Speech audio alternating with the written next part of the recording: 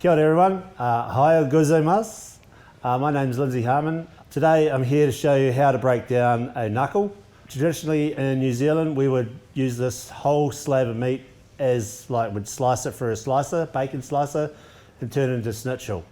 But the Europeans and the Japanese love to dissect every little bit out of it, so I'm going to attempt to do that today. So the whole reason we're doing this is so that we can teach everyone at home like yourself, whether you're a professional chef or a backyard chef like myself, get yourself a nice big knuckle, break it down like this, section it all off and have it in your freezer. That would last a year and you'd be just fine dining every other night. Okay, so let's get into it. First of all, I'm just going to remove all the fat and the sinew from the outside. So basically I'm going to work my way around this and then I'm going to start separating the seams. Try my Japanese technique of removing the sinew. Anything that challenges you makes you better.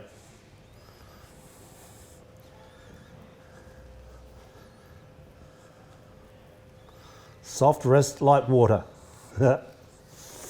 See that? Now I'm left with what looks like marbling.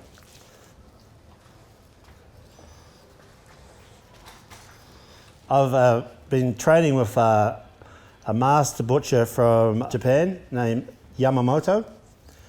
He is a certified Wagyu boner.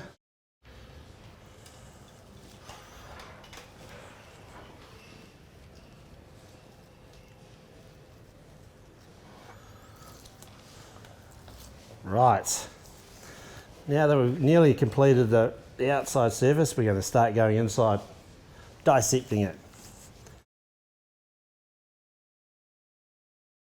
So there's another technique that I've been learning is that we'll use the blade in a sideways angle to scrape along the gristle.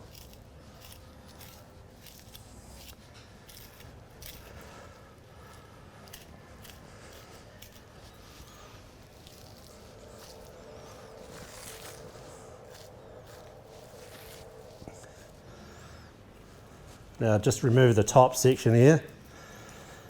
This is the part that sits closest to the bone. So it's probably the toughest. Now there's one more seam in here. This is the main one. This is the one we're trying to get to.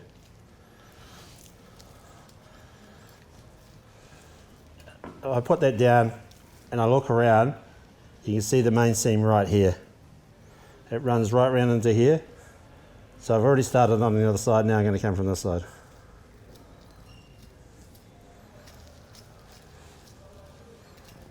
Just so I can see where I'm coming to from the other side.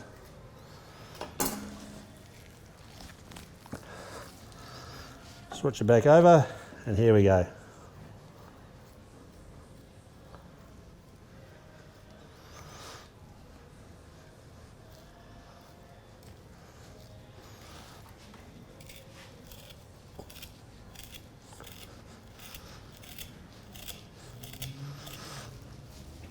Now as it gets near the edge, it starts to thin out and you basically cannot see the seam at all.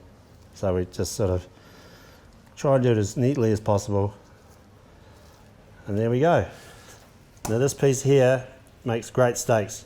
If you want to, you can break down into the seam that's under here. I'll just remove this so you can see it.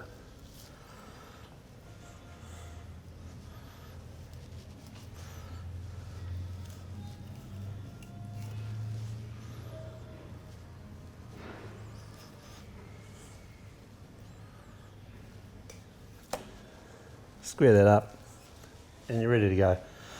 If you wanted to, you could just cut it thinly, lay it out, give it a wee bash, minute steaks, marinate, crumbed, fried. The world's your oyster really. I'll put that over here, we'll move on to the other piece. Same again, removing the sinew.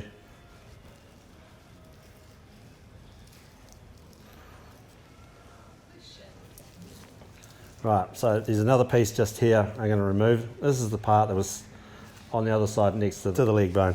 We'll normally take that away, that becomes salami. So obviously you could turn the knuckle into any type of small goods, from salami, sausage, whatever you wanted to do, or you can turn it into steaks. So with the grain going this way, I'm going to cut across it. So I'll start by getting my first cut that we'll place down there, and then we'll go any size steak you wanted. See, and there you have a look at that. Or you could do it really thin if you wanted to. And then it's a quick sear. If you wanted to, you could just go straight down the middle and do the same thing. So you got a smaller steak.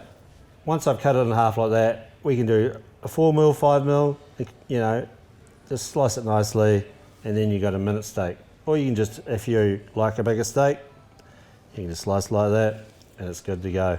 A minute steak, you know, a grown man, you probably have to give him 3, you know. I know I would want 3, but you know, for a child, perfect size. Last piece on this is the hardest piece on it. It's got the massive gristle, it's been sitting on next to the bone, and normally a butcher would just put it through a tenderizer or turn it into a mint, you know, some sort of form of small goods. But you can get rid of the big gristle here.